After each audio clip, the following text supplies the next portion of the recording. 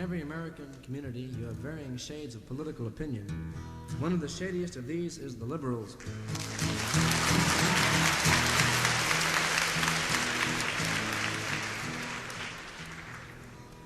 An outspoken group on many subjects. 10 degrees to the left of center in good times, 10 degrees to the right of center if it affects them personally.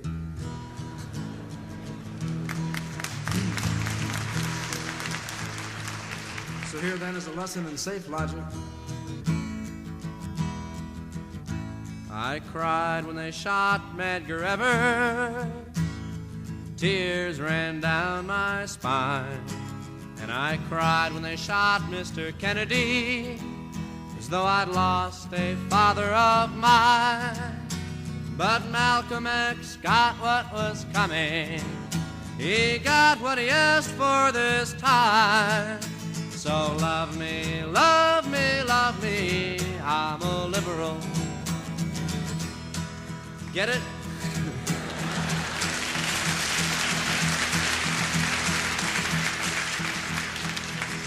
I go to civil rights rallies and I put down the old DAR.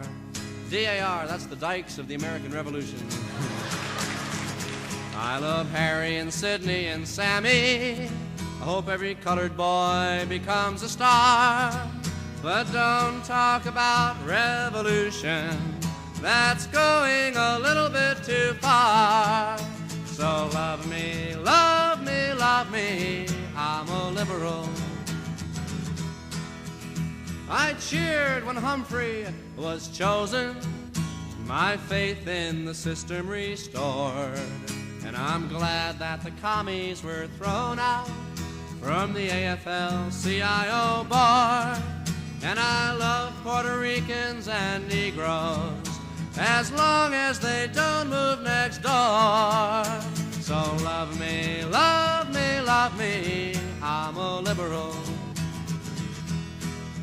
Ah, the people of old Mississippi should all hang their heads in shame. Now I can't understand how their minds work. What's the matter, don't they watch Les Crane? But if you ask me to bus my children, I hope the cops take down your name. So love me, love me, love me, I'm a liberal. Yes, I read New Republic and Nation. I've learned to take every view. You know, I've memorized Lerner and Golden. I feel like I'm almost a Jew. But when it comes to times like Korea, there's no one more red, white, and blue. So love me, love me, love me, I'm a liberal. I vote for the Democratic Party. They want the UN to be strong. I attend all the Pete Seeger concerts. He sure gets me singing those songs. And I'll send all the money you ask for, but don't ask me to come on along. So love me, love me, love me, I'm a liberal. Sure, once I was young and impulsive, I wore every conceivable pin, even went to socialist meetings, learned all the old Union hymns. Ah, but I've grown older and wiser, and that's why I'm turning you in. So love me, love me, love me, I'm a liberal.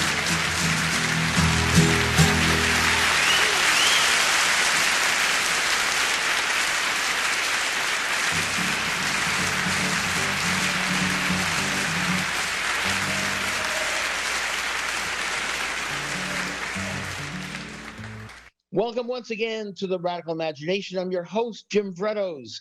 I'm a sociologist who's taught at John Jay College and Yeshiva University here in New York City. Noam Chomsky puts it well. In the United States, there is basically one party, the business party.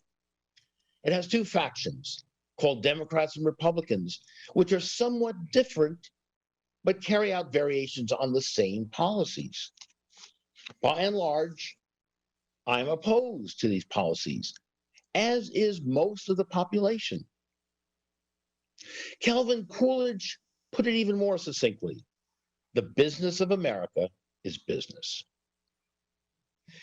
The notion of parties in American politics is not native or natural to American government itself.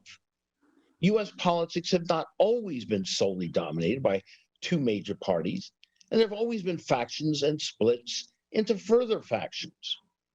The founding fathers entirely omitted the idea of political parties from the Constitution.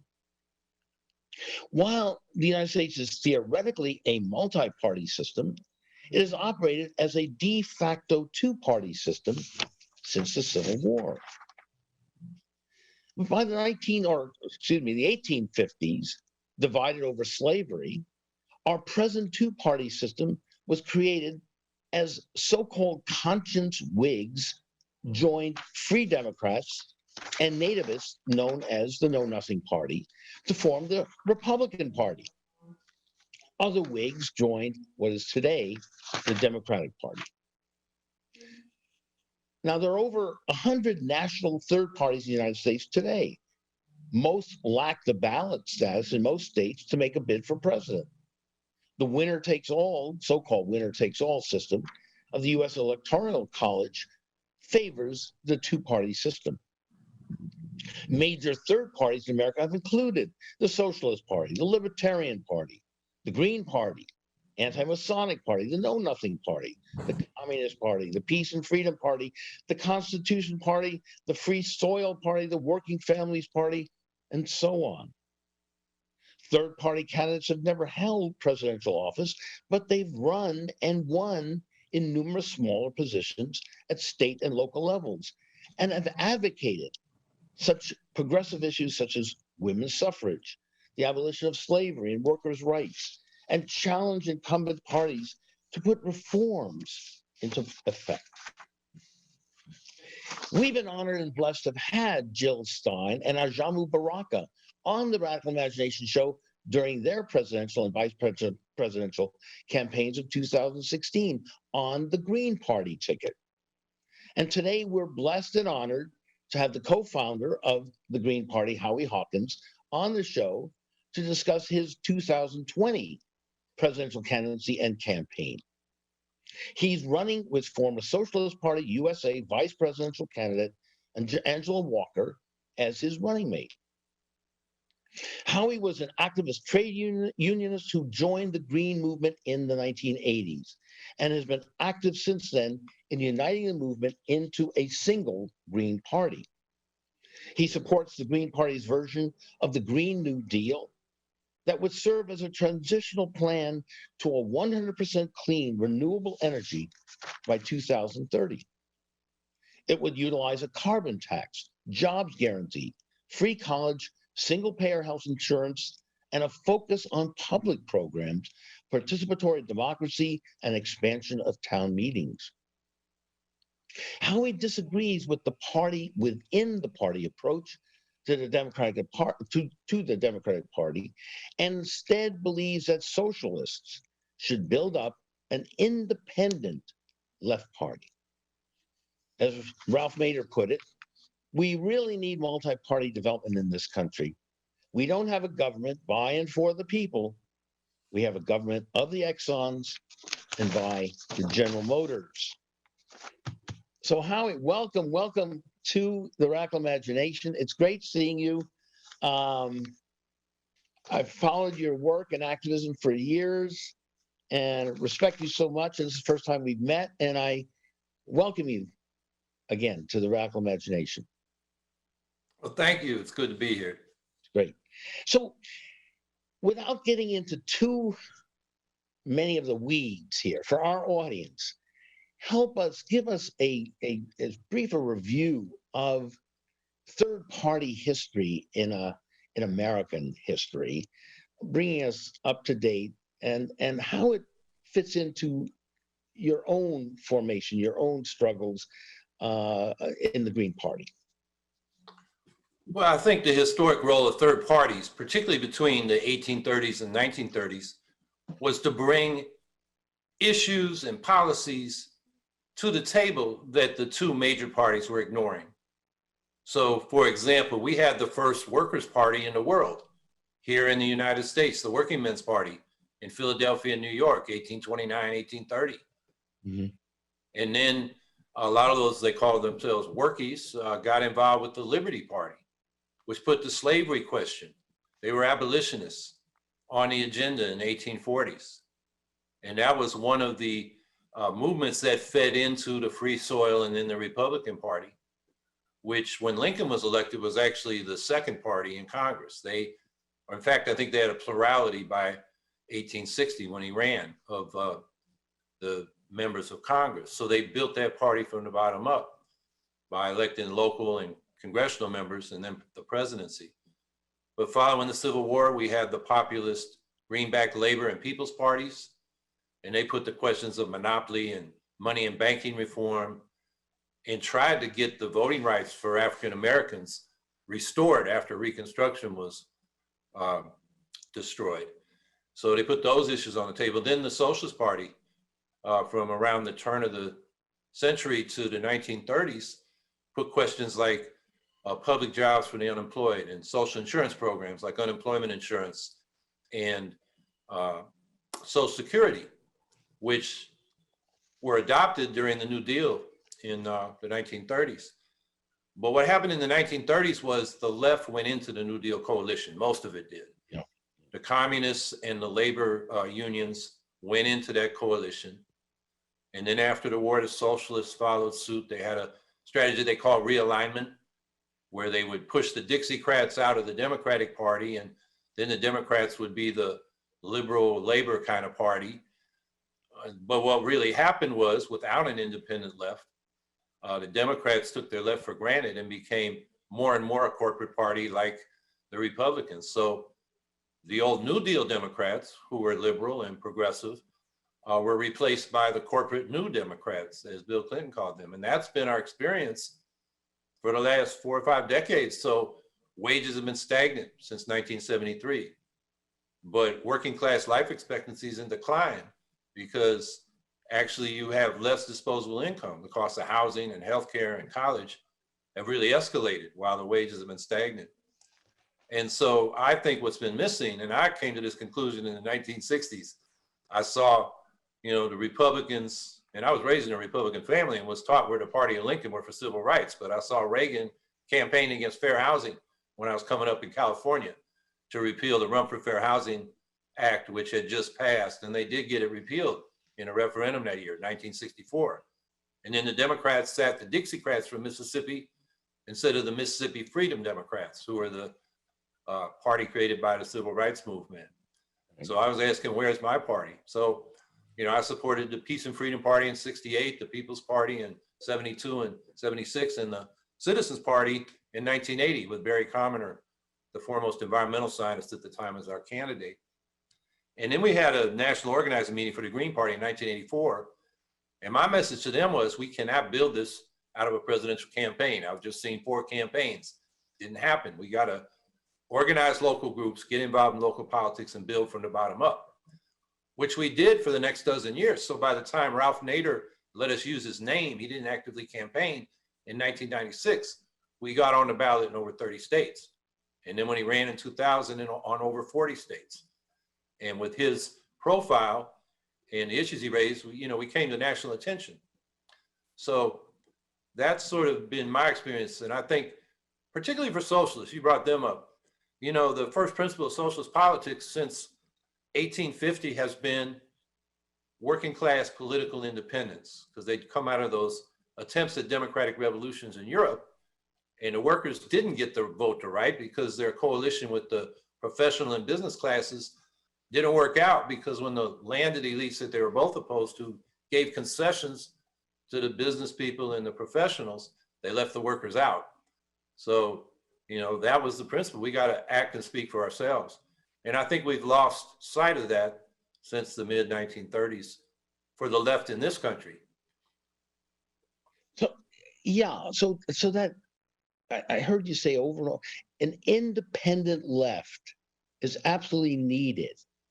Um, but you're also saying that the party within the party debate, pushing the Democrats to a more progressive stand is also something that is futile. Yeah, we've been seeing that since the People's Party, cross-endorsed William Jennings Bryan of the Democratic Party in 1896. And he wasn't really a populist, and that party died. And the remnants, their left wing, were crucial to starting the Socialist Party.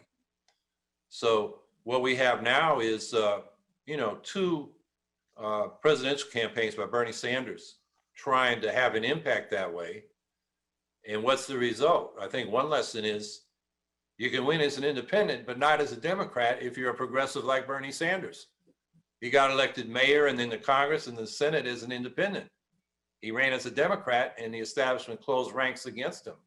So that's, I think, one lesson. The second is these people go in there to change the Democratic Party. They get changed by it. Right. And again, Bernie Sanders, his signature issue was Medicare for all, a single public payer. And now he's compromised. He said, I'll accept Medicare for all for 55 and up in order to support Joe Biden. And that vitiates the whole idea of a single public payer because of the efficiencies you get. We still have in the 55 and up Medicare for all plan or Medicare for 55 and up plan, hundreds of insurance companies and all the paperwork finding out who's covered by what plan and whether this procedure or that treatment is covered. And then you got a bill and sometimes the companies resist and you just get, it's about a third of the healthcare dollars. So, Bernie's now compromised. And that's what I mean. I think on the other hand, if we're an independent left, we have our own identity, our own voice, and we're a distinct alternative to what Noam Chomsky you described in the opening, a business party with two wings that, agree on economics, foreign policy, and environmental neglect, and fight over a few cultural issues to mobilize their bases.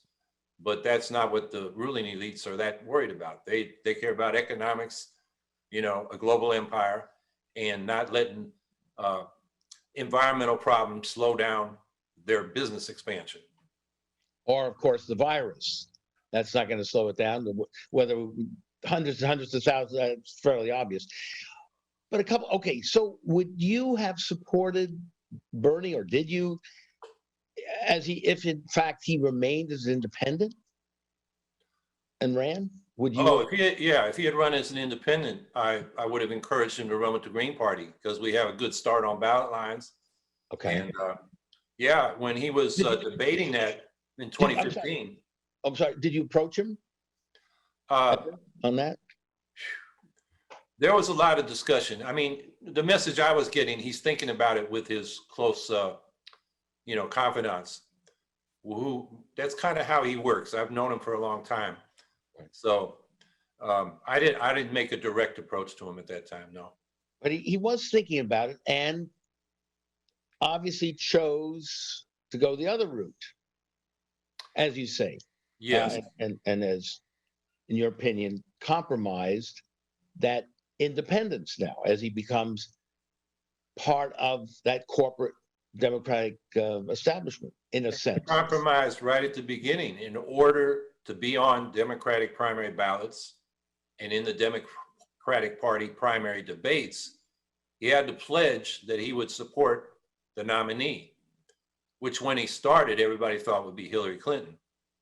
I think he was surprised at how well he did. In retrospect, I'm not surprised because he gave voice to policies that majority of people support. Again, going back to your Chomsky quote. Exactly. Medicare for all, the polls have shown that people have been for that. They used to call it national health insurance since the Truman administration. Absolutely. And, the other things, Bernie, we're talking about, the rich should pay more taxes so we can fund our social programs and environmental protection.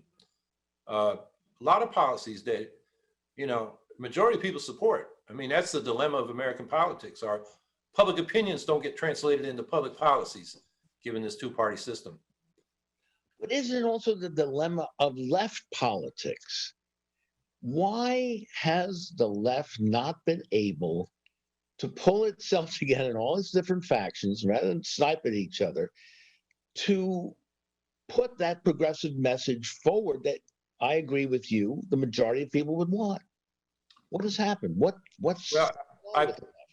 I think two things. One is the dominant tendency has been to go into the Democratic Party and support the least evil candidate there. I call it political ventriloquism. You're trying to get these liberals, if you're a socialist, to do and say and act the way you want. And you really don't have much leverage, because in order to be accepted into their councils, you've got to go along with whoever wins the primary, even if there's a primary challenge. And so the left ends up doing the grunt work for corporate liberals at best, or corporate conservatives like Biden we got now. So I think that's one thing. Get thrown under the bus, and then get thrown under the bus in a sense. Yeah. Thank you very much. Now leave us alone till the next election is kind of what they say. And not making any demands, not threatening to take the votes elsewhere, gives them no leverage. The other thing I think is that, as a child of the New Left, I think we overestimated how much street demonstrations alone can do. I mean, we did stop eventually the Vietnam War. We did get civil rights legislation passed, and those movements were very inspiring. But I think in rejecting the old left, which was more about building organization, parties, we felt like periodic mobilizations was enough. And I think it's not, because especially now with on the internet, we get messaged from Move On or whoever as to what the next move is. And we had no part in formulating that move, because we don't have grassroots organizations and a democratic structure in which to do that. So, wealthy liberals finance these nonprofits who hire a staff that sits around the table and makes their decisions for us. And that doesn't develop us as activists. We need to go back to what the old left did some of. You have a local branch of the party, you have study groups, you read stuff together, you debate stuff. That develops us as thinkers and speakers and writers. And we got to be smart to take on this power structure. And I think that's the missing element. As you're speaking, you sound very much like a friend and colleague, and someone who I'm sure I know who's been on the show a few times, and we're doing more shows with him, Stanley Aronowitz. I knew you were going to say him. How did you know that? But well, I've read his stuff. I think we agree on a lot of these points. That's what I was going to say, because as I said, we've done a show. Cornell West was just on doing doing a show with about Stanley's work as well, and Henry Giroux was just on as well. So yeah, Stanley sounds like very much what you're talking about, and the need to develop this independent culture, art, music, entertainment, so on and so on, alternative journals, alternative media, and so on. I agree with you. The mass mobilizations are important, the organizing is important, but there's so much to also bring into the struggle. Now, saying that, and not to throw some water on what we've just been talking, but we've heard Noam Chomsky, as you also know, has said, well, there's no choice in this election. And he's voting for who, right? Not voting for you. You've got to vote for Biden. What would you say to Noam at this point? Correct? Well, I'm disappointed, because one of the most influential things I read as a teenager, coming out of high school, was his article on, I think it was called Objectivity and Liberal Scholarship, which was a critique of the liberal take on the Vietnam War and also the Spanish Revolution, which until I read that essay, I just thought it was a civil war. And his position then, very critical of the anarchists that abandoned the revolution to join the Republican government, was that the way to beat the fascists was to carry through the revolution. In other words, to keep your independent power, which the workers had in the factories and the fields where they were in possession of the means of production. And here he's saying, cross the class line to ally with the least evil of that one party with two wings he talked about. And I think that's a mistake. The other thing I would say is, this is a two-front struggle against Trump. A lot of people are going to vote for Biden, but a vote for our ticket, the Green Party ticket, is also a vote against Trump. A vote for us is not a vote for Trump. It's a vote for the Greens. I mean, it's simple logic. It's mathematics. We're in the green column if you vote for us. And particularly in a state like New York, where Biden has been ahead 25% or more consistently since he became the presumptive nominee, the question for progressives and socialists is, how are you going to cast your anti-Trump vote? Are you going to settle for Biden and somebody who's opposed to a Green New Deal and Medicare for all and legalization of marijuana and all these reforms? Or for the Green Party, which is for those things? If you settle for Biden and you're a socialist or progressive, nobody knows that you want Medicare for all. You get lost in the sauce.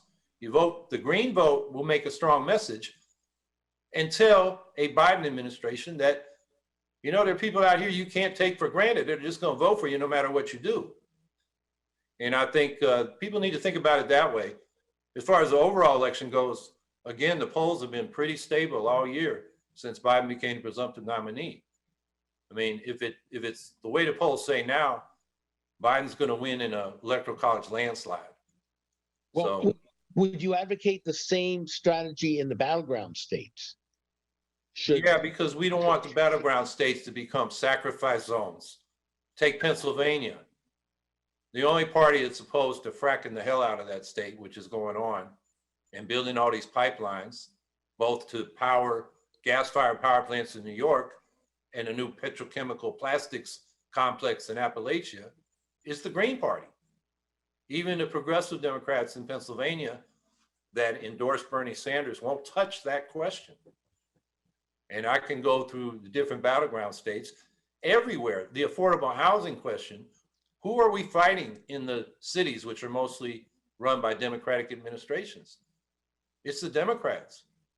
And their political machines are financed by the real estate industry, Exactly. which wants to make money off luxury housing, segregation, and so we're fighting them on affordable housing. So every state for us is a battleground. That's the way we look at it. Now, I will say that if it's close and you're in a battleground state and you vote for Biden to stop Trump, I'm not going to shame, scold, and isolate you forever. I understand your concern because Trump is, it's unbelievable. He's president. I mean, the guy lies every time his lips move. He's an open racist. He's a dummy. He's incompetent. I mean, he does need to be removed, no doubt. Of course, absolutely. But it's more of a reflection of the millions and millions of people who somehow align themselves with him. So again, the job of the independent left is to offer that new vision and speak to those people. And in that context, what do you think of Reverend William Barber and the Poor People's Campaign and his idea of fusion politics? Is this something that you also, as the Green Party standard bearer, is that something that you would advocate too, as well, to reach across and become a fusion candidate in a sense for the independent left? Is Reverend Barber a fusion, talking about fusion on ballot lines or fusion of movements? Because that's what I've heard. More on as a movement and showing white working class and black working class and so on, how much they have in common in their struggles and how they're pitted against each other and so on. And so his movement is that very inclusive attempt to present that progressive vision. Oh, that's what we've got to do. I mean, that's been the Achilles heel of reform movements in this country for throughout our history. Even the abolitionists couldn't quite do it because there was some kind of patronizing old white abolitionists, out of Boston that really didn't want black people leading the movement, or when it came to the question of reparations, 40 acres and a mule, they weren't for that. They were just for ending chattel slavery and putting these people into wage slavery, which the slaves themselves recognized was a different form of exploitation and oppression. They wanted their own land, their own farms. So, and you can take it, right down to the present day. The movements are divided. We get people who say, for example, when they're talking about the Democratic coalition, we got to emphasize only the people of color because the white people won't vote for us anyway. And other people saying, no, we got to get the white workers too. And so they're arguing with each other. And my answer is, until we deal with the question of racism, we can't have a united working class. So we got to, embrace both the so-called identity politics and the class politics. You can't have one without the other. No, I agree with you on that. Again, to play devil's advocate here, Trump is, of course, going to be pointing to people like you as what to expect if Biden gets in, right? Howie Hawkins, Angela Davis, all these characters, Black Lives Matter, the anarchists, Antifa, they're all, the rapists and so on. They're going to come into the neighborhood and take over the scare tactics. So how do you respond to that? Because he's already doing that. He's trying to do that and will continue to do that, I believe. Well, Trump ate the sharpest knife in the drawer. And of course, that's a ploy because I'm the socialist in the race, not Joe Biden. I'm the guy for open borders, not Joe Biden. And, as far as taking your guns away, which is another thing that Trump keeps saying, neither Joe Biden or I want to repeal, Second Amendment rights as interpreted by forgetting the name of the decision recently. I want to say Holder. Yeah, maybe it was Holder versus somebody. Yeah, and and I think we both agree that that decision allows the public to regulate gun possession and use in the interest of public safety. So in that case, we're not coming to take the guns. That's just a big lie from Trump. So, that's what I would say to Trump. I hear, one of the big podcasters wanted to have a debate with Biden and Trump, and Biden won't go, but Trump will. So we told Trump, I'll go, debate a real socialist. I don't think he'll take me up on it. I'm ready to debate Biden and Trump. I'm not sure they're ready to debate me. Exactly. I want to spend more time on the substance of your program and so on, but I did want to give you this opportunity, as you know, this was on Amy Goodman yesterday. The pivotal decision. Let me quote from her report here about the state Supreme Court decision in Wisconsin. In a pivotal decision that could give Democratic presidential candidate Joe Biden a big boost in Wisconsin, the state Supreme Court rejected an appeal by the Green Party's candidate, Howie Hawkins, to invalidate thousands of already mailed ballots so they could be reprinted with his name on them. In a 4-3 decision Monday, a conservative justice split with the right-wing majority and allowed Wisconsin's voting process to proceed as planned. The ruling comes just days before the start of mail-in voting in the state. Hawkins called it a, quote, travesty of justice. So let our audience understand what's going on there. What do you mean by this travesty of justice? Tell us about the issues. Well, we were qualified for the ballot. Our signatures were valid. And the other objection of the Democrats was that the address for my running mate, Angela Walker, was incorrect. She moved during the petitioning process. We changed the address on the petitions after she moved and validated her current signature with her declaration of candidacy, which was a notarized signed statement. But when the hearing came to consider the Democratic objections, one of the Democratic members of the Election Commission had the gavel and wouldn't let us present our documentation. So the Democrats precipitated this. And we tried to go to court right away. We went to progressive lawyers. They ducked. I don't know whether that was a business decision, because they didn't want to lose their Democratic clients and, government and the party, or just a personal decision. They didn't want to get scolded by their liberal friends. So we ended up getting a lawyer who had a Republican affiliation, which the Democrats have made a lot of. But we got in court, and then the Republicans held it up, that Republican majority on the Supreme Court. They had all the information they needed, and they held it up for a week, which brought it up to the mailing deadline for absentee ballots. Now, there was a lot of nonsense put out that Amy Goodman didn't get straight. There was reports that came from Democrats that thousands of ballots, or over 100,000 ballots had been mailed out. Not true. All they'd done is put labels on the envelopes. And why did they go ahead and print ballots when there were two cases pending, our case and Kanye West's case? Why go out and print unless you want to create a fait accompli? So what we have here is an election administered by the two governing parties and by their political hacks. And we're just like pawns in their little game. And I think what happened in the end was, after they delayed, I think those justices got behind closed doors and say, this is embarrassing Wisconsin. So one of you Republicans got to go to Democrats and deny them the ballot. Now, if you read the decision, the dissenting opinions lay out our case. We were on the ballot by the facts and the law. And the only reason they didn't do it is they said it's too late. It's inconvenient. It's not the first time I've seen Greens knocked off the ballot because this stuff goes through the courts, and then they say, well, it's too late, too bad. So that's what I mean. It was a travesty of justice. And they're saying we were delaying the election. No, we were saying, we're on the ballot, and if you in the hearing won't let us present our evidence, we go to court.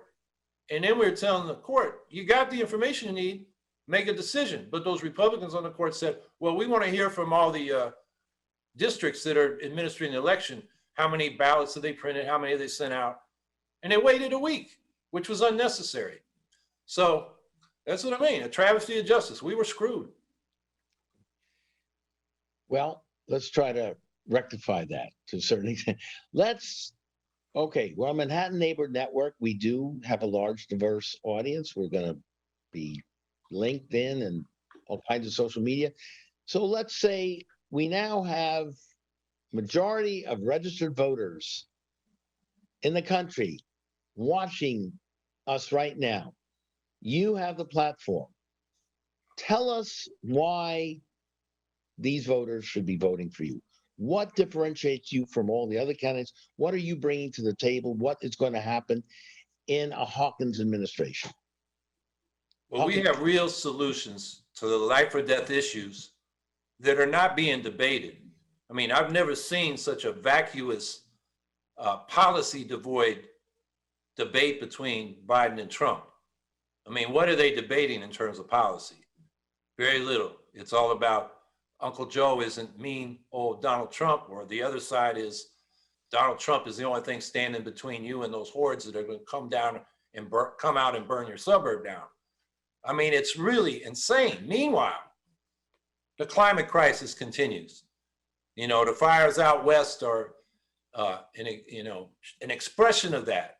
But this is an existential threat. So we mentioned the Green New Deal before. I was the first candidate in this country to campaign for a Green New Deal in 2010, running for governor of New York. And we have a developed plan called the Eco-Socialist Green New Deal. You can look on our website, howiehawkins.us. We show our homework.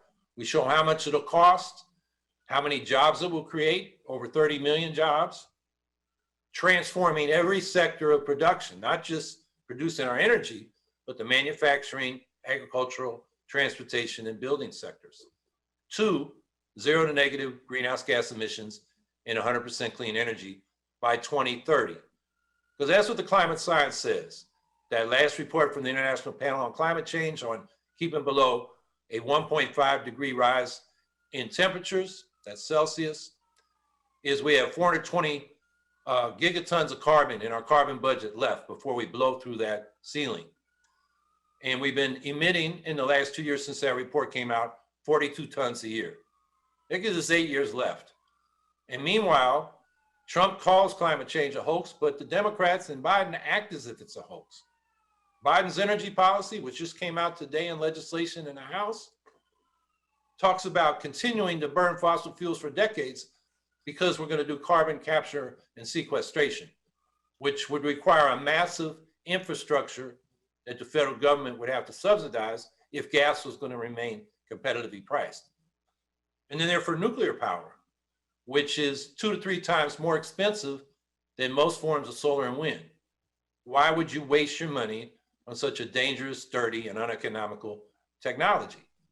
Unless you're beholden to these military industrial special interests, which I think is the problem. So our eco-socialist Green New Deal, we call it an eco-socialist Green New Deal because we got to do this through the public sector with public planning, public enterprise, particularly in the energy, transportation, and manufacturing sectors, in order to make this rapid transition in a decade. We need to do the kind of thing we did during World War II. Federal government took over a quarter of the manufacturing capacity of the country and planned the production of the arsenal of democracy to arm the Allies against the fascist Axis powers. We need to do nothing less through the public sector to deal with the climate change. And as part of our Green New Deal, we address the second life or death issue, which is the inequality crisis. Inequality has been growing for 50 years while wages have stagnated. And it's at the point now where working class life expectancies are in decline. It's inexcusable, it's immoral. So we have an economic Bill of Rights, which has been on the table since Roosevelt's last 2 State of the Union addresses. It was raised by the Civil Rights Movement from the March on Washington in '63 to the Poor People's Campaign. And we're talking about a job guarantee, a public job at a living wage if you can't find one in the private sector, a guaranteed income above poverty built into the tax structure. That was a big thing for Dr. King and the Poor People's Campaign. Affordable housing, and we want to build 25 million units of public housing over the next 10 years to achieve that. Medicare for all, which we would do as a community-controlled national health service. So we elect local boards, the hospitals and clinics are publicly owned, the doctors and nurses and other healthcare workers are public employees, and they work under a board that we elect, so it's accountable. Lifelong public education from childcare and pre-K through post-secondary college, trade school, continuing adult education. We had that there in New York City from 1848 until 1976 at City University of New York. And we're a richer country now. What's going on? And finally, a secure retirement. You know, boomers like me, you know, we raised families while wages were stagnant and housing and healthcare and college costs went through the roof. So a lot of people can't retire because Social Security doesn't pay enough, or they're living in poverty if they can't work. So we want to double Social Security benefits so every senior is above the poverty line. So climate, inequality, and then the third issue that nobody has talked about except us is this new nuclear arms race. Both parties support the nuclear modernization program we started under Obama, continue under Trump, which has prompted the Russians and the Chinese to follow suit. So we're building strategic nukes that are 6 times faster than the old ones, which means we're not launching on warning and response anymore. We're launching on anticipation because there's no time to launch and response. And we're putting more tactical nukes in conventional forces with an insane military doctrine of escalate to de-escalate. We have that, the Russians have that. And the idea is if you're losing a conventional war, to use some tactical nukes to even things up again, then you de-escalate.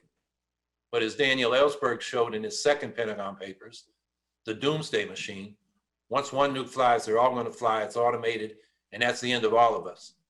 So we're calling for peace initiatives. Cut the military budget 75%, withdraw from these endless wars and 800 foreign military bases, pledge no first use of nuclear weapons, disarm to a minimum credible deterrent, and then go to the other nuclear powers and say, we're no longer a threat, we want a complete and mutual nuclear disarmament. And go there with world public opinion. 122 nations agreed to the text of a new treaty on the prohibition of nuclear weapons 3 years ago. International Campaign for the Abolition of Nuclear Weapons got the Nobel Peace Prize for that. But hardly anybody in this country knows that because the political leadership of the 2 major parties, their presidential candidates, don't talk about it. Meanwhile, the bullets in the atomic scientist has moved their doomsday clock, the closest it's ever been to midnight. This is a life or death issue, should be a top campaign issue, and we have a plan to deal with it. So that's what I started campaigning on, the 3 life or death issues of climate, inequality, and nuclear arms. And since then, we've had COVID come up, which requires, the federal government to step up and do a test, trace, and quarantine program so we can suppress community spread of the virus and then go safely back to work and school like they have in most other organized societies around the world. And then the, centuries-old pandemic of racism was suddenly on everybody's TV or media screens with the murder of George Floyd. And I think the encouraging thing is that, people of color have known about this forever, but a lot of white people saw that, came out in solidarity in protest of that police brutality. So I think that's a good sign. So. Yeah. And so that would be your also message to this incredible movement, now the largest movement in American history, Black Lives Matter, and their attempts to show us the police brutality and a racist criminal justice system. So that's tied in again to your issues of inequality and the militaristic viewpoint of our leaders who are running their policies as business policies that the corporate elites are really advocating. Correct? So there's layers upon layers here. It's not the Trump or Biden's, it's a larger structural issue, correct? That's correct. Yeah, just to take the police brutality issue, just changing use of force policies isn't going to do that much. We had a ban on chokeholds since 1993 in New York City. Didn't save Eric Garner. We need to take governing of the police out of the police department, out of internal affairs. So Angela Walker and I have been calling for community control of the police. We're not talking about these review boards that politicians appoint and advise or make recommendations. We're talking about police commissions, maybe publicly elected, maybe just selected by lot like juries, to represent the community with the power to hire and fire the police chief, oversee the policies and budget, and independently investigate and discipline misconduct. That way the police can work for us, protect and serve us rather than themselves, or the politicians behind them and the real estate industry behind them. Because we got the police that these politicians set up. They do what they wanted them to do, which is to police the new Jim Crow lines, school districts, municipal lines, neighborhood lines, to keep us segregated, keep downscale people, particularly Black people, down and out of the upscale communities. Howie, I'm going to send you a link after the show from Manny Gomez, who has been working with Frank Seprico on a new Department of Civilian Justice that would truly be an independent agency that I think is talking a lot about what you're referring to. In just a few minutes left, we have, you're a New Yorker, Howie, you were born and raised in New York, is that correct? No, I was born in San Francisco, raised in the San Francisco Bay Area. Oh, okay. I came to Syracuse 1991. Okay, all right. So you're from the West Coast. Where are you? Is that where you're living right now? I'm in Syracuse, yes. Oh, Syracuse. Okay, all right. So, what in your family background do you think gave you this passion and idealism that you've maintained here throughout your whole adult life? Just a little personal understanding of you. Yeah, my parents weren't political. They were Republicans, and they told me we're for civil rights, we're for staying out of stupid foreign wars, and just we pay our taxes, we need public services, but keep your eye on the money. Otherwise, leave us the hell alone. But I think one early formative experience is I have cousins who are the children of one of the first Japanese war brides from World War II.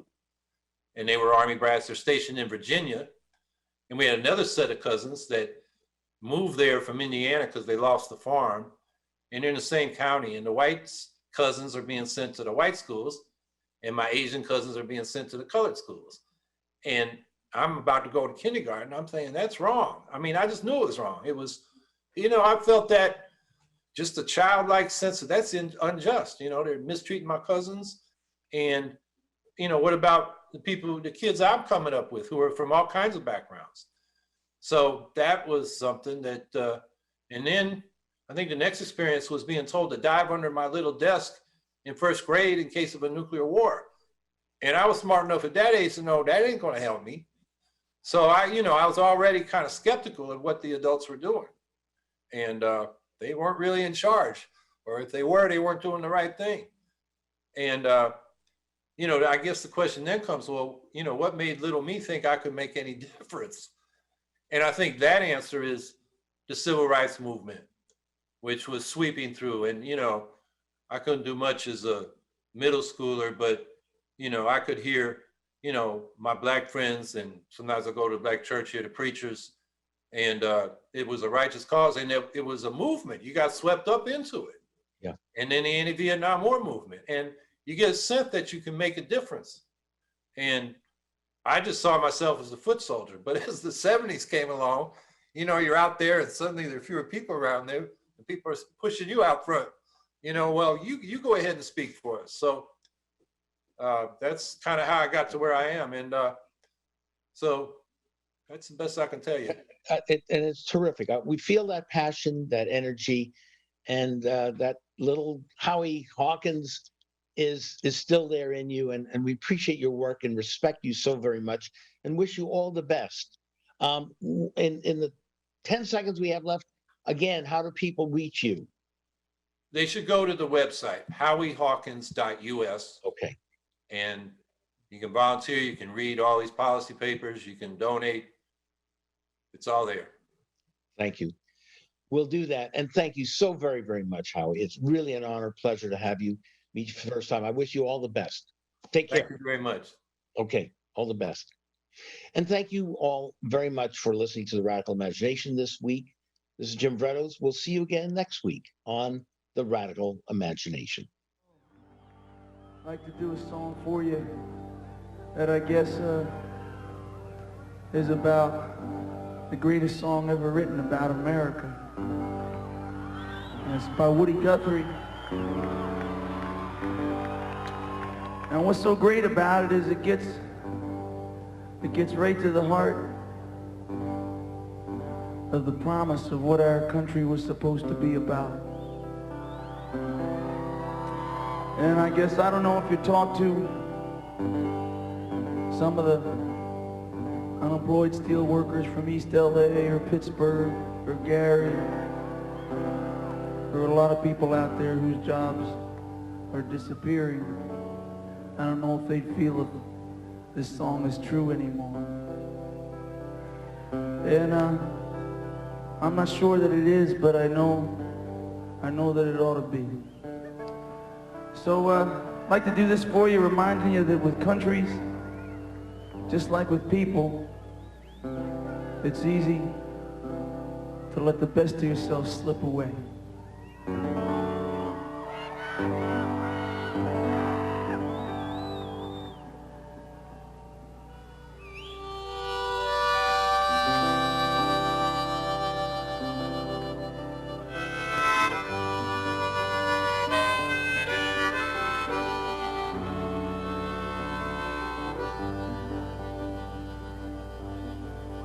Well, once I rode that ribbon highway, I saw above me the endless sky.